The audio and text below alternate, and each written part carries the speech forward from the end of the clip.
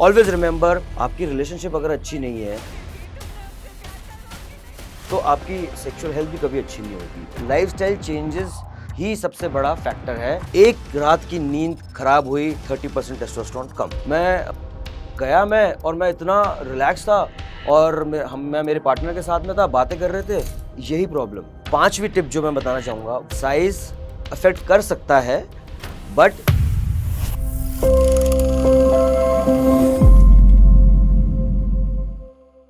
मैं हूं डॉक्टर चिराग भंडारी और मैं एक एंड्रोलॉजिस्ट हूँ। एंड्रोलॉजिस्ट का मतलब होता है मेंस हेल्थ एक्सपर्ट। जो ये फील्ड है सेक्सुअल मेडिसिन की, एंड्रोलॉजी की, इसमें कोई परमानेंट क्योर नाम की चीज़ नहीं होती है, जो कि पुराने ज़माने से चलते हुए आया है कि ये परमानेंटली क्योर हो जाएगा, ये दवाई ले लो, ये तेल लगा लो। तो इस वीडियो को जो लोग देख रहे हैं, इस माध्यम से मैं उन्हें बताना चाहूँगा कि ऐसे बहुत सारे मिथ्स हैं जो कि हमारी सोसाइटी के अंदर है और जिसकी वजह से प्रॉब्लम्स बढ़ रही है। और लोगों को अगर प्रॉब्लम नहीं भी है, बट इस मिथ की वजह से उनको लग रहा है कि ये प्रॉब्लम है।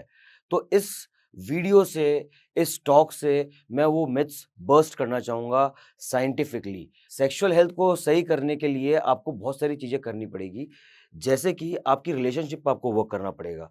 आपकी रिलेशनशिप अगर अच्छी नहीं है, तो आपकी सेक्सुअल हेल्थ भी कभी अच्छी नहीं होगी। आपकी लाइफ़स्टाइल सही करनी पड़ेगी।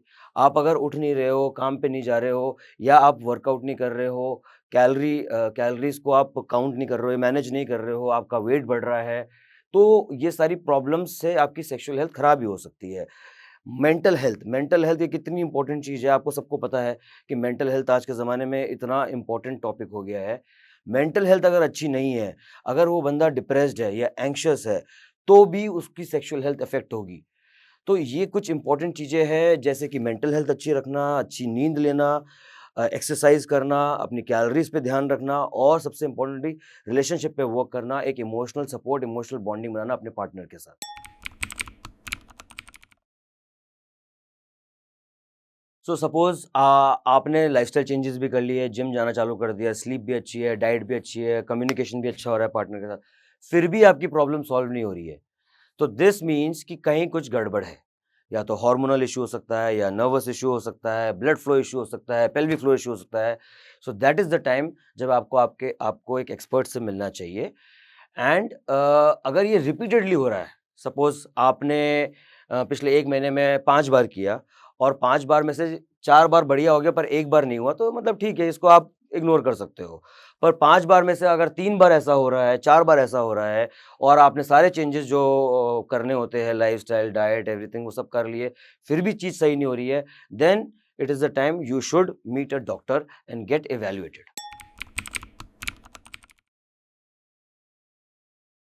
अ, अब कुछ पेशेंट्स, कुछ नहीं, मैं कहूँगा कि काफ़ी सारे patients, majority of the patients problem तो लेके आएँगे अपनी, बताएँगे कि इरेक्शन प्रॉब्लम, ये पर उनका एक क्वेश्चन ऑलवेज़ होगा, क्या मेरी साइज़ एडिक्वेट है? ये बहुत ही कॉमन क्वेश्चन है। आपने भी पता नहीं कितने लोगों ने सर्च किया होगा कि साइज़ क्या होनी चाहिए। Size is a perception. आपको लगता है कि आपकी साइज़ कम है, हो सकता है आपके पार्टनर को लगता है कि बिल्कुल नॉर्मल है। आपको एक बात बताऊँ कि जितने भी मेन हैं, ज़्यादातर मेन अपनी साइज़ को लेके एंग्ज़ियस रहते हैं। उनको लगता है कि वो कम है। But majority of them, I would say more than 95% have an average normal size.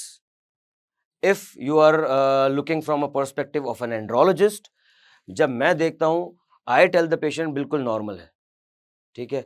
So size का एक बहुत बड़ा मिथ है कि जितनी बड़ी साइज उतना ज्यादा इंजॉयमेंट नहीं। आपकी कम्युनिकेशन, आपके बॉन्ड, आपकी कंफर्ट, देन योर टेक्निक, कि कैसे आप उस आपके टूल को यूज़ कर रहे हो, कैसे आप उसके साथ में हो, आपका हैंड मूवमेंट, आपका टंग मूवमेंट, आपकी आइज़, आपके मूवमेंट्स, ये सब चीज़ें ना बहुत मैटर करती है। फ़ोरप्ले इसीलिए इम्पोर्टेंट होता है। फ़ोरप्ले का मतलब ये नहीं कि आपने किस करना चालू कर दिया। फ़ोरप्ले स्टार्ट होता है आपकी बातों से। फ़ोरप्ले चालू होता है ब्रेन से। ब्रेन करेगा फ़ोरप्ले आपका। तो आपकी बातें अच्छी है, आप उसको कंफर्टेबल फ़ील करा रहे हो और फिर आप उस एक्ट में जा रहे हो, तो that is more important for a woman, कि how comfortable she is and your technique, कि आप कहाँ-कहाँ टच कर रहे हो। आपको पता होना चाहिए कि ऐसे कौन से स्पॉट्स हैं जो जहाँ पर उन्हें ज़्यादा स्टिमुलेशन होगा और ऐसी क्या चीज़ है जो जिससे उनको अच्छा लगेगा। पेनिट्रेटिव सेक्स बहुत बाद में आता है, ठीक है? कई क्या इनफैक्ट ज़्यादातर कपल्स ऐसे देखे मैंने, जिनके लिए ये सब चीज़ें बहुत इंपॉर्टेंट है। फ़ोरप्ले, बातें, ये सारी चीज़ें। और ज़रूरी नहीं है पेनिट्रेटिव सेक्स उनका आधे घंटे हो, 10 मिनट हो, they are happy with 2 minutes, 3 minutes of penetrative sex also, ठीक है? एंड जितना आप ये फ़ोरप्ले करेगा और जितना कंफर्टेबल वो होगा, तो उतना it will be easier for the woman to reach an orgasm. Then you must know कि आपको कहाँ-कहाँ टच करना चाहिए, जो क्लिटोरल ऑर्गेज़म्स होते हैं, स्टिमुलेशंस होते हैं, ये बहुत इंपॉर्टेंट होते हैं। तो आप you must be very well aware of the anatomy, of the female anatomy, ठीक है? कि कहाँ पर आपको टच करना चाहिए एंड ऑल दैट। जब ये इसकी नॉलेज होगी आपको, आपको पता होगा कैसे करना है, देन आपको साइज़ का इतना मैटर नहीं करेगा कभी भी। इतने सारे सर्वेज़ हुए हैं, इतनी सारी रिसर्चेज़ हुई है, सब में ये बताया गया है कि साइज़ इज़ डज़न्ट मैटर। हाँ, कई एक स्टडी या सर्वे में ये आया था कि साइज़ अफ़ेक्ट कर सकता है, बट लेंथ नहीं अफ़ेक्ट करेगा, it is the girth. So जितना थिक होगा उतना it is pleasurable, because obviously so अगर वो थिक है तो it will be more tighter and it will stimulate the nerve endings of the female vagina in a better way. So that is a different story. पर वो उन्हीं के लिए है जिनको रियली में इस चीज़ की नीड है, जिनको लगता है कि नहीं, मेरा उनको रिपीटेड एश्योरेंस के बाद में भी उनके दिमाग में है कि नहीं, मेरे को बढ़ाना है। ऑलवेज़ रिमेंबर, कोई भी ट्यूब, कोई भी क्रीम, ऑयल, दवाई, पिल, इस तरह की चीज़ों से कभी साइज़ नहीं बढ़ती। कभी भी नहीं बढ़ेगी, ये सारे फेक है, ये सारे मिथ्स है, ये सब झूठी दिलासा देते हैं, आपके पैसे वेस्ट करेंगे, टाइम वेस्ट करेंगे, कभी भी साइज़ नहीं बढ़ेगी। साइज़ बढ़ाने का कुछ स्पेसिफिक तरीके हैं, surgical, non surgical, that is a different topic altogether. But in the end I should tell you कि size really does not matter. It is how you are with your partner and your technique.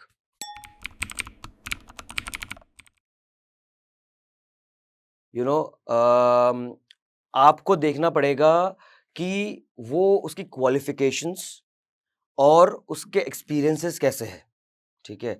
और क्या वो scientifically evidence based treatment provide कर रहे हैं, ये आपको पता चलेगा उनसे मिल के, ठीक है? जब आप उनसे मिलोगे, आप उनसे क्वेश्चन करोगे कि मेरे को ये क्यों हुआ? आप उनको ये देखोगे कि वो आपसे कितनी बात कर रहे हैं, कितने सवाल पूछ रहे हैं। कई ऐसे डॉक्टर्स हैं जो आपके बोलने से पहले ही दवाई चालू कर देते हैं। बोलते हैं कि हाँ, ठीक है, ये सब चीज़ें ले लो, 1 महीने के लिए ये पैकेज है, ये ले लो, ये गोल्ड, ये सिल्वर, ये प्लैटिनम, ये ले लो, ये सही हो जाएगा। आपकी बात ही नहीं सुनी। आपको एक लॉजिकल एक्सप्लेनेशन देना पड़ेगा। आपको उन डॉक्टर से सवाल पूछने हैं कि ये मेरे साथ क्यों हुआ? ठीक है? उनका एक लॉजिकल रीज़निंग होनी चाहिए, एक्सप्लेनेशन होना चाहिए। कि ये इसीलिए हुआ क्योंकि आपने ये किया या ये प्रॉब्लम है या ये कमी है, ठीक है? आपको ये देखना है कि वो आपसे कितना इंटरैक्ट कर रहे हैं। पहली चीज़ हिस्ट्री, हिस्ट्री टेकिंग सबसे इम्पोर्टेंट टूल है सेक्सुअल मेडिसिन के अंदर कि कितनी अच्छी डिटेल हिस्ट्री है। दूसरी चीज़ कि अगर आपको वो कुछ सजेस्ट कर रहे हैं तो उसका लॉजिकल रीज़न क्या है, लॉजिकल एक्सप्लेनेशन है या नहीं है। तीसरी चीज़, अगर वो आपको कुछ इन्वेस्टिगेशंस लिख रहे हैं, तो हर इन्वेस्टिगेशन का कुछ रीज़न होना चाहिए।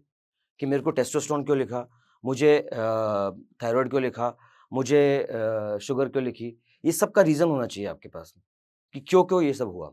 और चौथा, जब वो आपको ट्रीटमेंट बताए, तो क्या ट्रीटमेंट में केवल दवाई लिख के दे दे रहे हैं, कि ये दवाई ले लेना, ये कर लेना, ये कर लेना?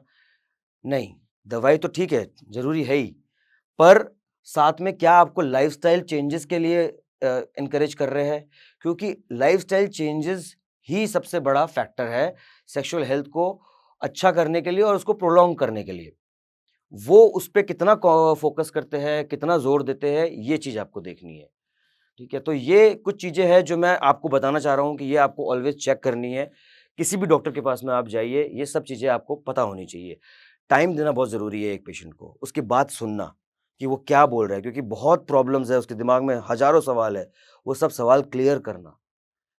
मेरे इतने पेशेंट्स मैंने देखे हैं कि जब मैंने उनको कंसल्टेशन किया फर्स्ट डे, तो वो आए मेरे पास में बहुत एंग्ज़ियस, बात ही नहीं कर पा रहे हैं। धीरे-धीरे, धीरे-धीरे, धीरे-धीरे ओपन अप हुए।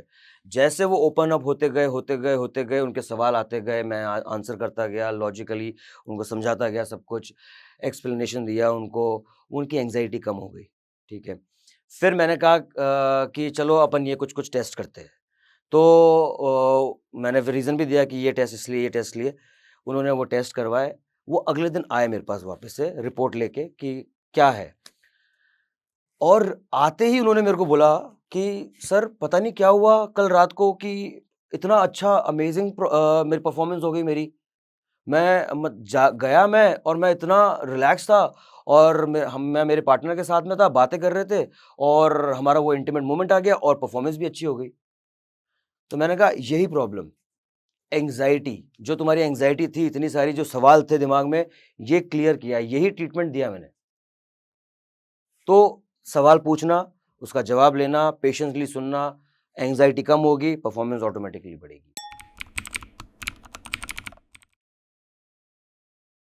अब आजकल मार्केट में बहुत सारी नई-नई चीज़ें चल रही है, जैसे कि पी शॉट चल रहा है, शॉकवेव थेरेपी चल रही है, बहुत सारी चीज़ें चल रही है। तो लोगों को लगता है कि पी शॉट करने से उनकी प्रॉब्लम सही हो जाएगी।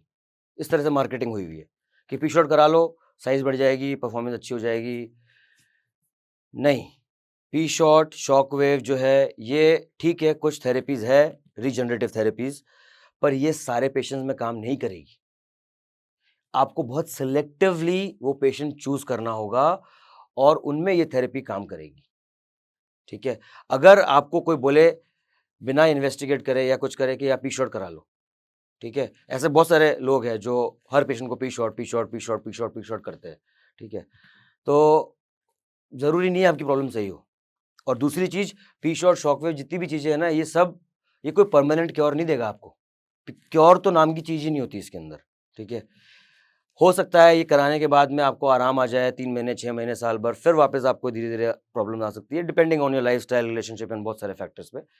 तो ये दिमाग से ऑलवेज़ हटाओ कि ये कुछ परमानेंट क्योर हो रहा है मेरा, ठीक है? और पी शॉट, शॉकवेव, इस तरह की जो चीज़ें हैं, ये बहुत लिमिटेड पेशेंट्स के अंदर, जो कि डॉक्टर चूज़ करता है बहुत सारे फैक्टर्स देख के, उसी में वर्क करेगी।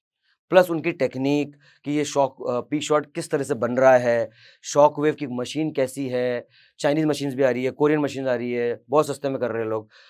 एक्चुअली जो रिसर्चेज़ हुई हुई है अभी तक, मोर देन 100 रिसर्चेज़ शॉकवेव पे हुई हुई है फॉर इरेक्टाइल डिसफंक्शन। ज़्यादातर रिसर्चेज़ इज़राइल मशीन पे हुई हुई है या जर्मन मशीन पे हुई हुई है, क्योंकि ये machines are the real shockwave providers.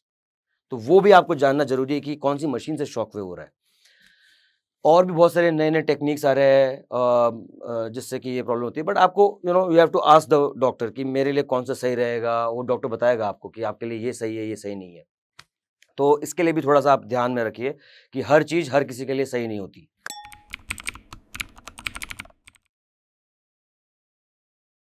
पहली टिप्स जो सबसे इम्पोर्टेंट है, मैंने पहले भी कम्युनिकेशन पे बोला है, आपके पार्टनर के साथ में जो आपकी रिलेशनशिप है ना, वो बहुत इम्पोर्टेंट है, कि आप दोनों कितना कंफर्टेबल हो। अगर आप सोच रहे हो कि वो मेरे सेक्स परफॉर्मेंस को जज कर रही है, तो आपको ऑलवेज़ प्रॉब्लम होगी। इसलिए आपको कम्युनिकेट करना है, आपको बताना है कि मेरे को ये प्रॉब्लम हो रही है, ठीक है? अगर आपका पार्टनर सपोर्टिव है, आपकी प्रॉब्लम वहीं सॉल्व हो जाएगी। वो एंग्ज़ायटी ऑटोमैटिकली चली जाएगी। सपोर्ट नहीं कर रहा है, फिर भी बात करो उससे, बार-बार बात करो, समझाओ, या किसी डॉक्टर की मदद लो, जो कि इस प्रॉब्लम्स को समझता है। तो open communication with your partner and a comfortable bonding. Secondly, move, आपकी बॉडी को मूव करो। Walk when you can, take the stairs. 10,000 steps वाला जो कॉन्सेप्ट है, बहुत काम करता है, बहुत अच्छी चीज़ है। Exercise, any form of exercise, Surya Namaskar कर लो या जिम चले जाओ, रनिंग कर लो, जस्ट मूव योर बॉडी। सारी मसल्स यूज़ होनी चाहिए, स्पेशली जो लार्ज मसल्स होती है बॉडी की, जैसे कि चेस्ट हो गया, बैक हो गया, लेग्स हो गया, इनमें बहुत सारा टेस्टोस्टेरोन है। इनको आप डेली बेसिस पे मूव करो, यूज़ करो, प्रोटीन इंटेक अच्छा होना चाहिए। तो ये सब चीज़ें ना बहुत मैटर करती है for a long term sexual health benefit, ठीक है?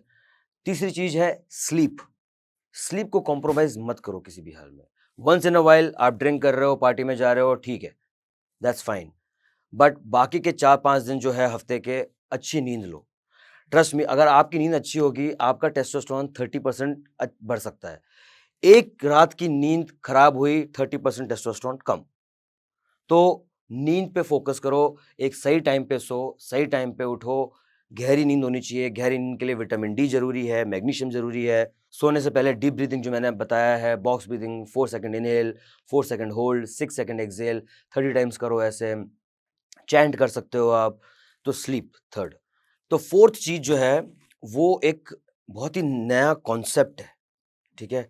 रिकंडीशनिंग, ब्रेन की रिकंडीशनिंग, ठीक है? आप इतने सालों से पोर्न देख रहे हो, आपका ब्रेन उस तरह से कंडीशन हुआ है, ठीक है? तो आपको स्टिमुलेशन भी ज़्यादा चाहिए। हो सकता है कि आपको इरेक्शन ना आए या आपको वो देख-देख के लग रहा है कि ऐसी परफॉर्मेंस होनी चाहिए, उससे एंग्ज़ायटी हो जाए। रिकंडीशनिंग करनी है ब्रेन की। पोर्न देख रहे हो, कम कर दो। मैस्टरबेशन रोज़ कर रहे हो, कम कर दो। मैं ये नहीं बोल रहा कि मैस्टरबेशन खराब है। ज़्यादा करोगे, खराब ही है। पोर्न ज़्यादा देखोगे, ब्रेन उस तरह से यूज़्ड टू होता जाएगा। तो ब्रेन की रिकंडीशनिंग करो। इसका मतलब है कि जो आप एक्सेस में कर रहे हो, जैसे कि मैस्टरबेशन हो गया, पोर्न देखना हो गया, वो कम करो, ठीक है?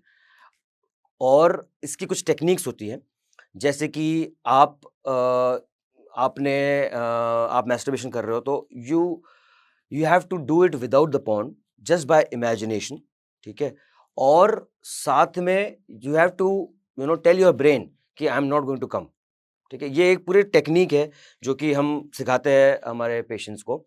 सो रिकंडीशनिंग मतलब कि आपके जो एडिक्शंस है पोर्न या मैस्टरबेशन को, उसको कम कर दो। और 5वीं टिप जो मैं बताना चाहूँगा वो ये है कि सब आप कर चुके हो, आपने होम रेमेडीज़ कर ली है, आपने ये सारी चीज़ें कर ली है।